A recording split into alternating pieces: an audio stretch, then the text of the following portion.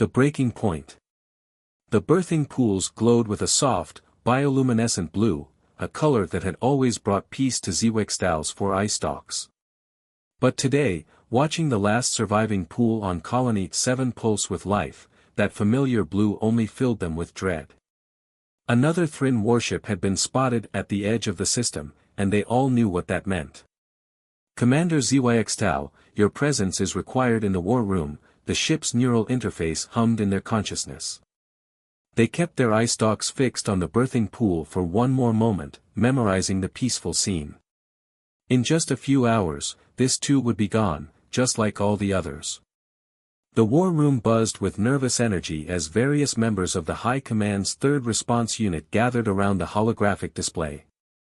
The Thrin warship's red marker pulsed ominously, its massive form dwarfing the representation of their own vessels.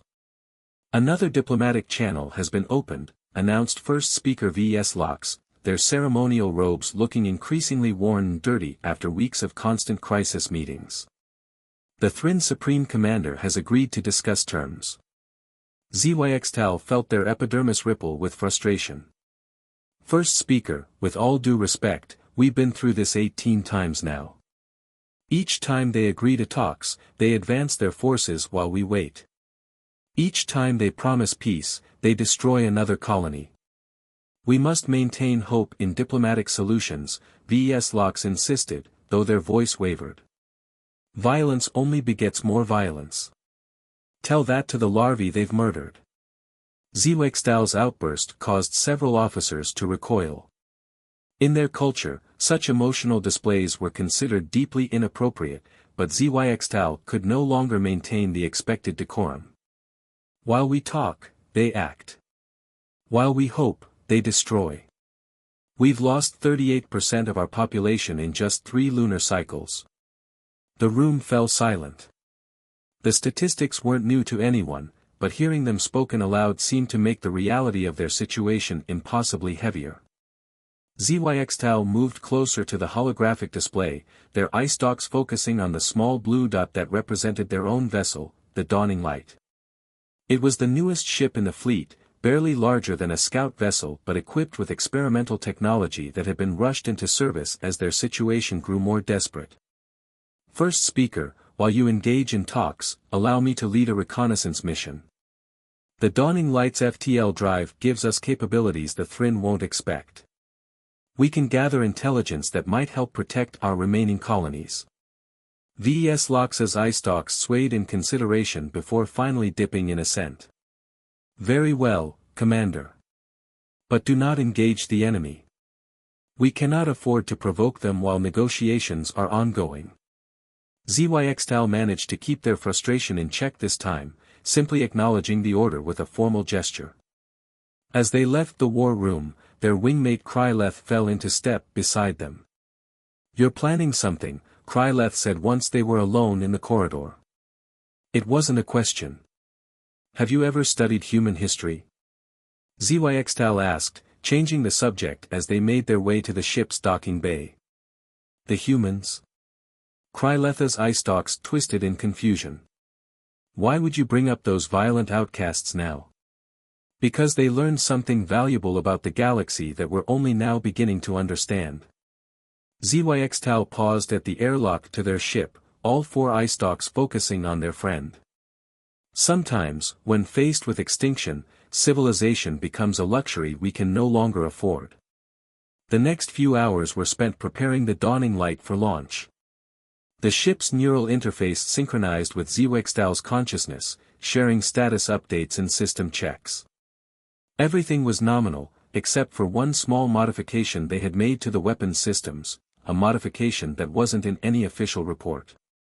As they waited for launch clearance, Zwextal accessed the ship's historical database, reviewing again the footage they had studied countless times over the past weeks. The images of human cities burning under Viridium missile attacks. The recordings of their diplomatic missions being laughed out of galactic councils. The final warnings they issued before demonstrating just how much they had learned from their tormentors. The humans had faced humiliation, betrayal, and attempts at genocide. They had retreated, adapted, and emerged as something the galaxy had never expected, a species that had transformed their pain into power, their shame into strength, and their rage into retribution. Launch clearance granted, the control tower announced. May the ancestors guide your path, Commander. ZYXTAL guided the dawning light out of the docking bay, their small crew of 4 settling into their roles with practiced efficiency. According to their official orders, they were to maintain a safe distance from the Thrin warship while gathering sensor data during the diplomatic talks. But ZYXTAL had other plans.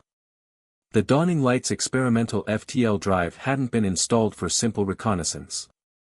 It had been designed as a prototype for a new kind of weapon delivery system, one that could potentially bypass the powerful shields of larger vessels. The project had been abandoned as too risky, too untested, and too violent for their people's sensibilities.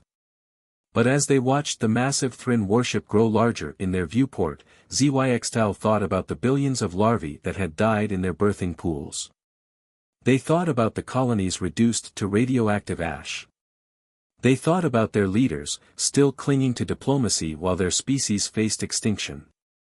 And they thought about the humans, who had taught the galaxy a lesson written in fire and death: sometimes survival requires becoming what your enemies fear most. Plot a course directly for the Thrin vessel, ZYXTAL ordered, causing their bridge crew to stare in shock. Commander, our orders, Kryleth began. Our orders have led us to extinction, ZYXTAL cut them off. It's time we learn from history. It's time we stopped being victims. They interfaced more deeply with the ship's systems, bringing the experimental weapons modifications online. The humans showed us that there's only one language the galaxy truly respects. The Thrin warship grew larger in their viewport as the dawning light accelerated toward it. Behind them, urgent communications from Colony 7 filled their channels, ordering them to stand down. ZYXTAL blocked them all. If we survive this, they told their crew, remember that this moment wasn't about revenge. It's about showing the galaxy that we will no longer accept extinction quietly. The humans understood this. Now, so do we. The Dawning Light's experimental drive hummed to life as they prepared to make history, or end up another footnote in it. Either way, their species would never be the same. And somewhere in the dark between the stars, ZYXTAL imagined they could feel the humans watching, nodding in grim approval at the lesson they had taught the galaxy: peace through power, survival through strength, and mercy only for those who deserve it. Echoes of humanity. The Thrin warship never saw it coming. The Dawning Light's experimental FTL drive created a localized rupture in spacetime, something that had only been theorized in the most controversial weapons research. As ZYXTAL's small vessel emerged from the rupture point directly inside the Thrin vessel's shields, the laws of physics did exactly what the abandoned research had predicted: 2 objects couldn't occupy the same space. The resulting explosion turned the massive Thrin warship into an expanding cloud of superheated plasma. The Dawning Light should have been destroyed as well, but the experimental drive had one more surprise.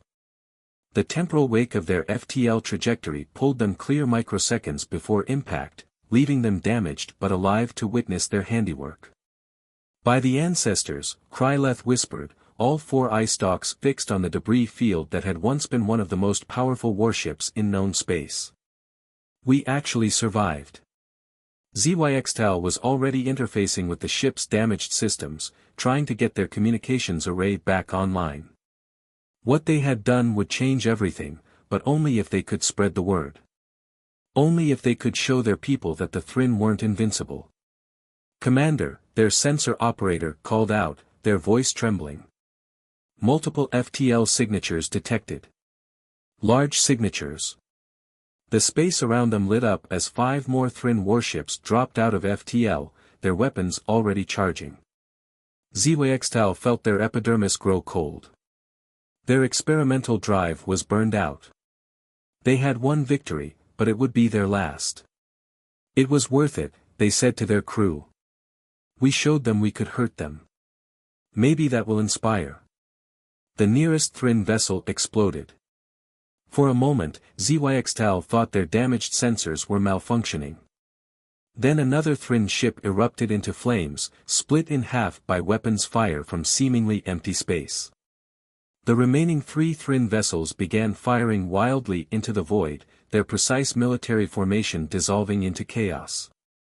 Unknown vessels decloaking, the sensor operator reported, their eye stalks quivering with disbelief. Design unknown. Energy signatures, impossible. 7 ships appeared around the remaining Thrin vessels, their hulls black as the void itself, their lines sleek and predatory. They moved with impossible speed and precision, their weapons cutting through Thrin shields like they didn't exist. In less than 30 seconds, all 5 Thrin warships were reduced to drifting debris. Zewexdal's crew watched in stunned silence as one of the mysterious vessels approached them. It was smaller than the Thrin ships had been, but something about its design spoke of restrained power, like a blade still in its sheath. Their damaged communications array crackled to life with an incoming transmission. The voice that came through spoke in perfect standard Galactic, but with an accent Zewexdal had only heard in historical recordings. "This is Captain Sarah Chen of the Earth vessel Shadow of Dawn. Looks like you could use some repairs. Humans." The galaxy's bogeymen had just saved their lives. The next few hours passed in a blur of activity. The human vessels, they called themselves the Ghost Fleet, escorted the damaged Dawning Light to a hidden repair facility in a nearby asteroid field. Zewexdal learned that the humans had been secretly monitoring the Thrin expansion for months, gathering intelligence and assessing threats. "Your little maneuver with the FTL drive caught our attention," Captain Chen explained as they toured her vessel. She was shorter than Zewexdal had expected, but carried herself with an authority that made her seem larger. "We've been looking for evidence that at least one species in this sector had the will to fight back. Our leaders still believe in diplomatic solutions," Zewexdal said, trying to keep the bitterness from their voice. Chen's laugh was sharp and without humor. "Yeah, we remember those days. Believe it or not, we used to be the galaxy's optimists. Always ready to extend the hand of friendship, always willing to give second chances." She led them to her ship's bridge, where tactical displays showed the positions of Thrin forces throughout the sector. "Want to know what we learned? That violence is the only language the galaxy understands." "No." Chen's expression softened slightly. "We learned that peace isn't a natural state, it's something that has to be enforced. The strong will always prey on the weak unless there's a cost. We learned that the hard way, and now we make sure that cost is higher than anyone wants to pay." One of the tactical displays showed the Thrin homeworld. Zewexdal's eye stalks focused on it, remembering all the colonies they had lost, all the larvae murdered in their birthing pools. "The Thrin will send their entire fleet when they learn what happened here," they said. Chen nodded. "That's what we're counting on. Tell me, Commander, how much do you know about human military history? Ever heard of something called a honeypot trap?" Over the next few hours, Captain Chen laid out a plan that made Zewexdal's earlier actions look tame in comparison. The humans had been preparing this operation for months, using the Thrin expansion as an opportunity to finally deal with a species they considered a potential future threat to Earth. "We're not asking for your help," Chen said. "We'll handle the Thrin either way. But we've seen your people's potential, that FTL maneuver proved you can think creatively when pushed. If you want to be part of this, we'll give you the tools and training you need." "Why?" Zewexdal asked. "Why help us at all?" Chen's expression turned distant, haunted. "Because 600 years ago, nobody helped us. Nobody stood up when we were betrayed, when our people were enslaved, when our cities burned. We swore that would never happen again, not to us, and not to anyone else who's willing to stand up and fight back." Zewexdal thought about their leaders back on Colony 7, probably still trying to negotiate even as more Thrin ships gathered. They thought about all the lives lost while their people clung to purely peaceful solutions. Then they thought about the humans, who had transformed their pain into a shield for others. "What do you need us to do?" Chen's smile was predatory. "First, We need to get a message to your leaders. They need to understand that everything is about to change. The galaxy's about to remember why they feared human space, and your people need to decide, do you want to be part of that lesson, or just watch from the sidelines? As they begin preparing the message, Zyxtal realized that their small act of rebellion had set something much larger in motion. The humans weren't just offering revenge, they were offering a chance to reshape the balance of power in the galaxy. The real question was, were their people ready to become what they needed to be to survive? The humans had chosen their path centuries ago, turning their trauma into strength. Now it was time for Zyxtal's people to make the same choice. The Ghost Fleet's black ships hung in the darkness like patient predators, waiting to teach the galaxy another lesson about the true cost of peace. And this time, they wouldn't be fighting alone. The price of evolution. The High Command Chamber had never felt so small. Zyxtal stood before the gathered leaders of their species, their eye stalks steady despite the waves of disapproval radiating from the assembled council. Behind them, Captain Sarah Chen waited in calculated silence, her mere presence causing ripples of discomfort among the traditionally isolationist leadership. First Speaker V.S. Lox's ceremonial robes were now truly ragged, stained with the biochemical markers of stress and fear. You violated direct orders, Commander Zyxtal. You destroyed a Thrin warship during peace negotiations. And now you bring, humans, into our most secure facility. With respect, First Speaker, Zyxtal responded, I brought salvation. The humans saved my ship after we proved we were willing to fight. They offer us a chance not just to survive, but to ensure the Thrin never threaten another species again. The humans, V.S. Lox spat the word like a curse, are known barbarians. Their solution to every problem is violence. We've seen the historical records. You've seen what they wanted the galaxy to see, Chen interrupted, stepping forward. Her quiet voice somehow carried more authority than V.S. Lox's accusations. You saw the aftermath of our revenge, but did you ever ask what drove us to it? Did you ever wonder why a species that came to the galaxy with open arms and hope in their hearts turned into the monsters you fear? The chamber fell silent. Chen pulled out a small holographic projector, and with a gesture, the air filled with images that made several council members recoil, hundreds of human children dead from the biological weapons the Jandice Collective had tested on them, rows of humans in slain slave camps, the burned husks of cities after the Viridium missiles. We learned that the galaxy mistakes kindness for weakness, Chen continued, her voice hard. We learned that diplomatic talks are just an opportunity for your enemies to better position themselves for the kill. Sound familiar? The council chamber's neural interface suddenly pulsed with urgent data. First Speaker, a military advisor called out, long-range sensors detect multiple Thrin battle groups entering the sector. Early estimates suggest they've committed 60% of their total fleet strength. They're coming to finish what they started, Zyxtal said into the stunned silence. No more diplomatic talks. No more pretense. They know we can hurt them now, so they're coming to exterminate us completely. Which is exactly what we wanted, Chen added, drawing shocked looks from the council. Your commander's attack proved you had potential. Now the Thrin are about to fall into a trap 6 months in the making. The only question is, will your people be part of their downfall, or will you stand aside and watch? You knew. V.S. Lox's eye stalks writhed in agitation. You knew they would respond with overwhelming force. We counted on it. The Thrin have become too powerful, too aggressive. They were always going to turn their attention to human space eventually. We decided to choose the battlefield and the timing. Chen's smile was cold. Right now, they think they're pursuing a simple punitive expedition against an upstart species. They have no idea they're flying into the teeth of the largest human fleet mobilization in 5 centuries. The tactical displays updated, showing the approaching Thrin armada. But now they also showed something else, hundreds of signature shadows appearing at the edges of the sector.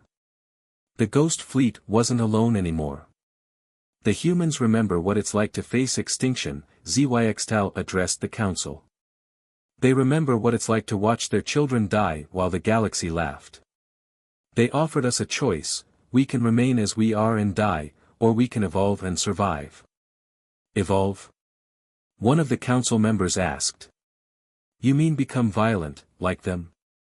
We mean become strong, Chen corrected. Strong enough to protect yourselves. Strong enough that next time, when some up-and-coming empire decides to prey on a weaker species, you can stand with us to stop them. The tactical displays showed more detail now, the Thrin fleet approaching in tight formation, confident in their overwhelming numbers. But waiting for them was something they couldn't see, hundreds of human vessels in stealth formation, their weapons primed. And scattered throughout the sector were other surprises: gravitic mines, temporal disruptors, and weapons platforms that had been secretly deployed over months of preparation. The Thrin think they're hunters, Chen said, watching the tactical display with predatory satisfaction. They're about to learn what it's like to be prey. But first, your people need to decide: are you ready to stop being victims? Zyxtal watched their leaders' eye stalks wave in agitation as they confronted the choice before them. The humans were offering them weapons, training, and a chance to fight back. But the price was becoming something their traditionally peaceful species had never wanted to be: warriors. The Thrin will reach our sector in 48 hours, Chen announced. We'll deal with them either way.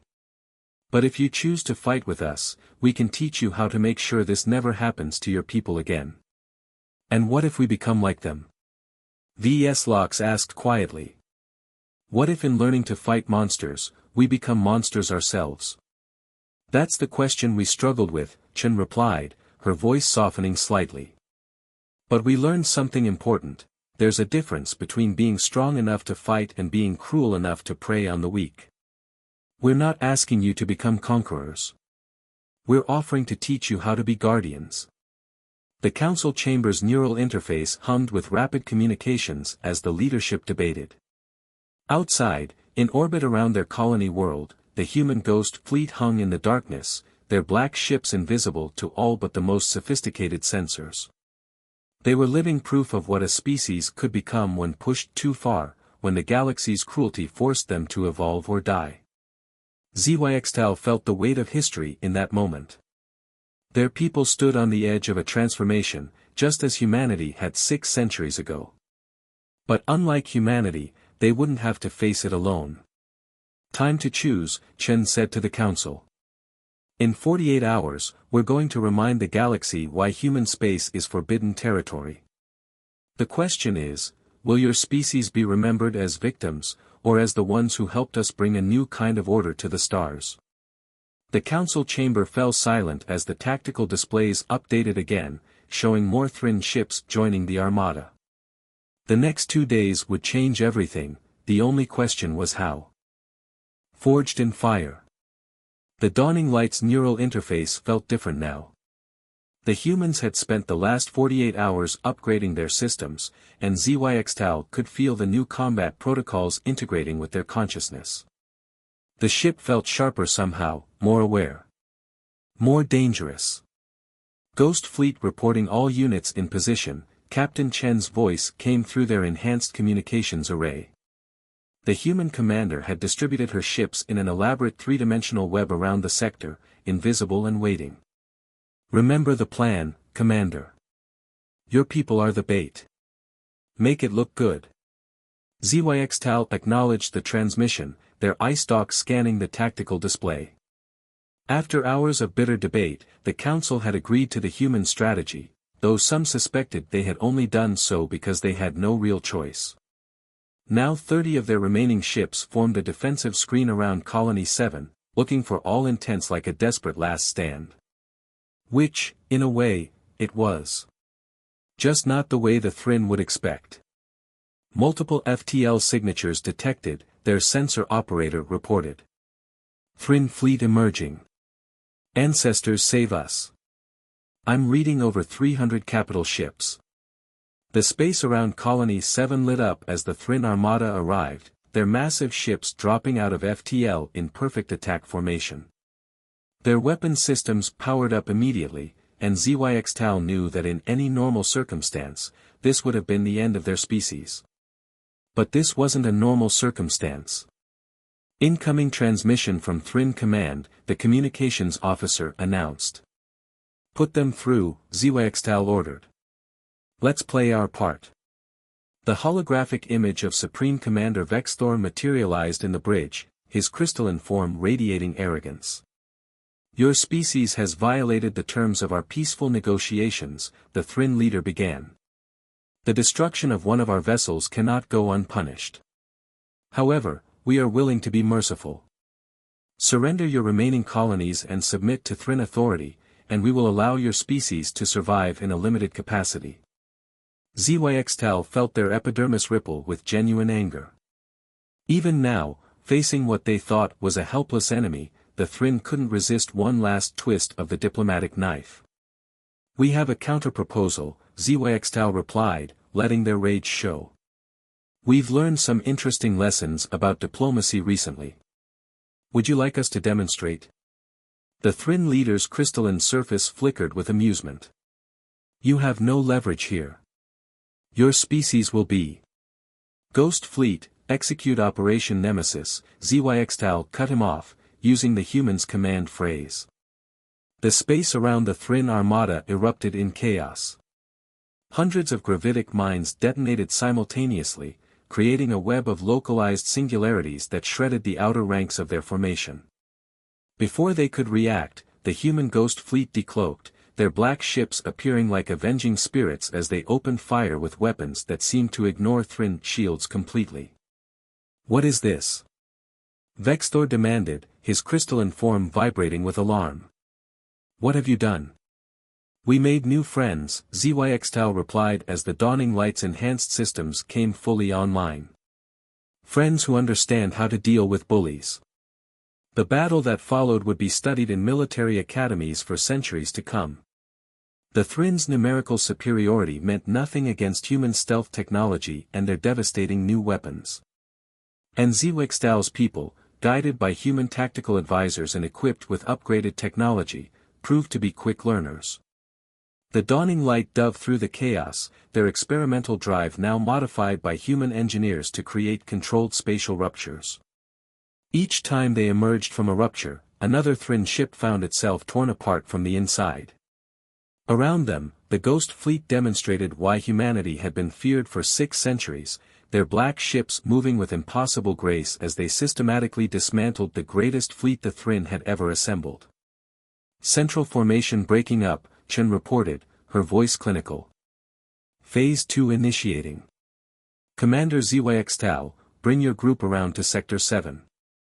Time to test those new torpedoes we gave you. The torpedoes were unlike anything ZYXTAL's species had ever conceived of, weapons that didn't just destroy ships but rewrote the laws of physics in localized areas. They watched in awe as their first salvo turned a group of Thrin cruisers into abstract sculptures of twisted spacetime. By the void, their weapons officer whispered. Is this what humanity has been developing in their isolation?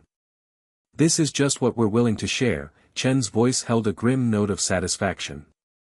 The really nasty stuff we keep to ourselves.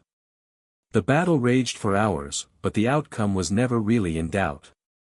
The Thrin, for all their military might, had never faced an enemy who had spent centuries preparing for exactly this kind of fight. They had never faced an enemy who had turned their own pain into a weapon, their own trauma into tactical doctrine. And they had certainly never expected to face such an enemy working in concert with a species they had dismissed as weak. When the last Thrin ship was disabled, the humans had insisted on keeping the command vessel intact. Captain Chen's image appeared on the dawning light's bridge. Ready to accept their surrender, Commander.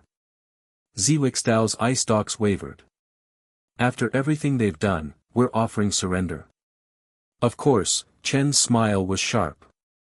That's the difference between justice and vengeance. Besides, they're going to help us demonstrate something to the rest of the galaxy. She turned to address the Thrin commander's image. Supreme Commander Vexthor, are you familiar with human history? No. Well, you're about to become very familiar with a concept we call unconditional surrender, and another one called reconstruction. The terms Chen laid out were comprehensive. The Thrin would not just withdraw from conquered territories, they would submit to joint human-alien oversight of their military rebuilding. They would pay reparations not just to Zhuang's people but to every species they had attacked. And they would serve as an object lesson to the galaxy. Prey species could become predators when pushed too far, and some predators were best left alone. Your people performed well, Chen told Zhuang after the terms were accepted. How does it feel to be on the winning side of history? Zhuang watched as their ships began coordinating with the Ghost Fleet to secure Thrin vessels and rescue survivors. They thought about how much their species had changed in just a few days, how far they had come from the peaceful people who had trusted in diplomacy until it was almost too late. It feels. They searched for the right words. It feels like we're becoming something new. Something stronger. That's evolution, Chen nodded. But remember, strength without wisdom is just another form of cruelty. We learned that the hard way. Now we can teach you a better path. As rescue operations continued around them, Zhuang realized that this victory wasn't just about survival. It was about transformation. Their species had taken its first steps toward becoming something the galaxy had never expected, a force for justice, backed by the most feared species in known space. The real work, they knew, was just beginning. But for the first time since the Thrin attacks began, they felt something beyond hope or determination. They felt purpose. A new dawn. 3 lunar cycles after the Battle of Colony 7, Zhuang stood in the restored birthing pool's chamber, watching the bioluminescent blue liquid pulse with new life. But this time, they weren't alone. Captain Sarah Chen stood beside them, her human form reflected in the gentle ripples of the pools. "Your larvae are beautiful," she said softly, breaking their shared contemplation. "I can see why your people fought so hard to protect them." "We didn't fight hard enough, not at first," Zhuang's eye stalks dipped in remembered shame. "We thought wisdom meant always choosing peace, even in the face of genocide. And now? Now we understand that true wisdom is knowing when peace must be defended with force." They turned to face their human ally. The refugees are returning to their colonies. The Thrin reconstruction program is proceeding according to schedule. And yet, you're worried about what comes next, Chen finished for them. It wasn't a question. Above them, through the chamber's transparent dome, they could see ships moving in orbit. Human vessels now patrolled openly alongside their own, their presence both reassuring and a reminder of how much had changed. The galaxy was still reeling from the revelation that humanity had not only emerged from isolation but had chosen to ally with a species everyone had dismissed as weak. "The Galactic Council has requested a meeting," Zhuang said. "They wish to discuss the concerning development of our alliance with humanity." Chen's laugh was sharp but not unkind. "Of course they do.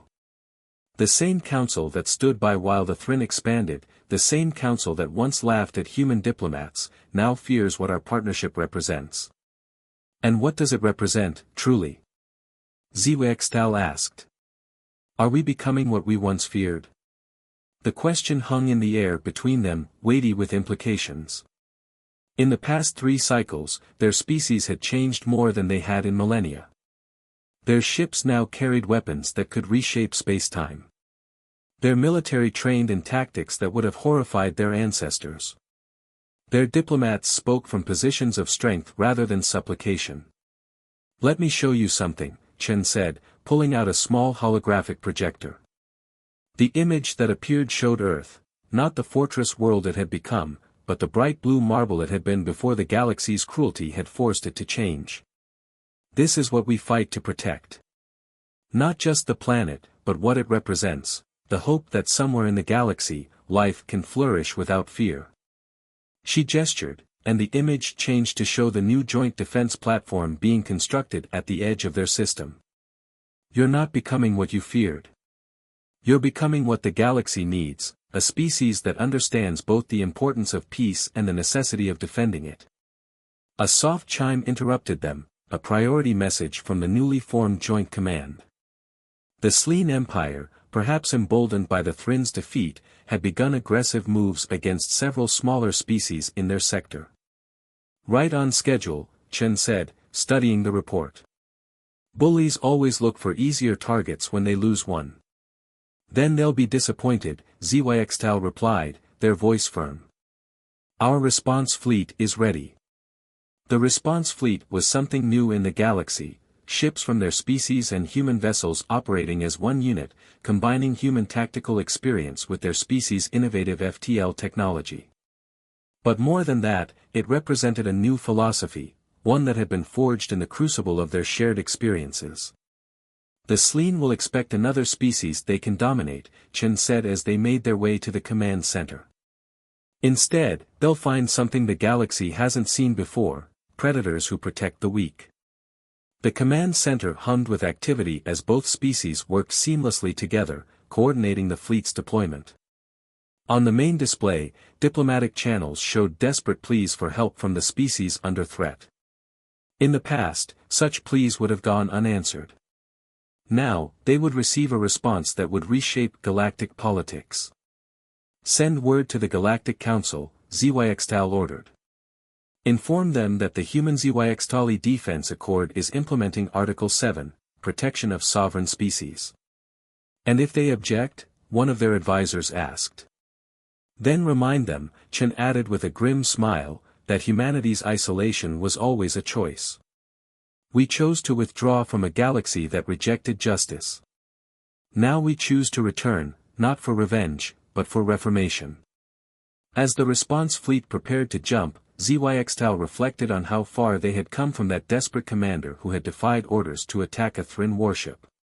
Their species had evolved, yes, but not into the monsters they had feared becoming. Instead, they had found a balance between their peaceful nature and the harsh realities of the galaxy. The humans had shown them that strength without compassion was just another form of weakness, that power without purpose was just another form of chaos. Together, they would show the galaxy a new way forward. "Response fleet reports ready for jump," the operations officer announced. All human and Zyxtali vessels synchronized. "Send the warning to the Thrin Empire," Zyxtal ordered. "The same message humanity once sent to the galaxy: those who prey upon the weak will find guardians standing against them. Those who choose peace will find friends ready to defend it." "And if they don't listen?" Chen asked, though she already knew the answer. "Then we will teach them what humanity taught us, that true civilization isn't measured by its ability to wage war, but by its willingness to prevent it." Zyxtal's eye stalks focused on the tactical display as the fleet prepared to jump. "And if prevention fails, we'll show them what two species who remember being victims can do to protect others from the same fate." The response fleet vanished into FTL, carrying with it a message that would echo across the galaxy: the era of unchecked aggression was over. A new force had emerged, not conquerors, not victims, but guardians who understood both the price of peace and the responsibility of power. In the birthing pools below, new life continued to pulse with bioluminescent hope. This time, those lives would grow up in a galaxy where strength served justice, where power protected peace, and where two species who had learned the hardest lessons of survival now worked together to ensure others wouldn't have to learn those lessons the same way. The galaxy was changing. And for the first time in centuries, it was changing for the better.